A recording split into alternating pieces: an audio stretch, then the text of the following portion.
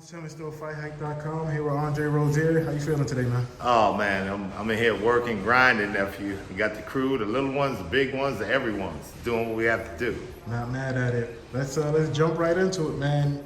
Inoue absolutely steamrolls Stephen Fulton, to my surprise. What did you think about the fight, man? I'm in shock. I didn't think this was going to be the outcome at all.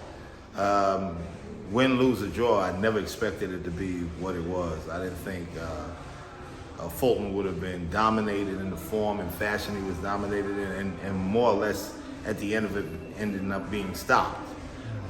All the jewels go to Inoue. He is that guy. He is the real monster. There's only one monster, and that's Inoue.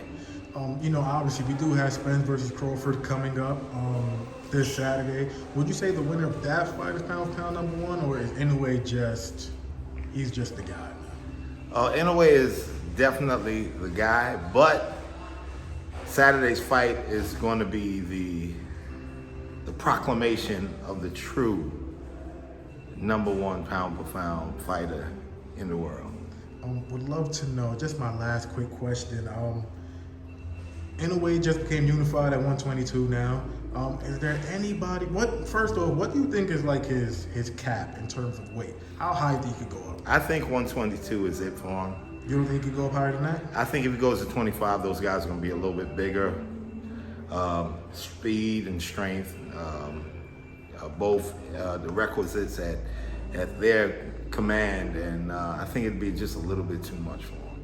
Is there anybody you could see giving him a real good fight, or do you think he's just gonna coast through his career? And well, I mean, there's always somebody on the horizon. We all know that.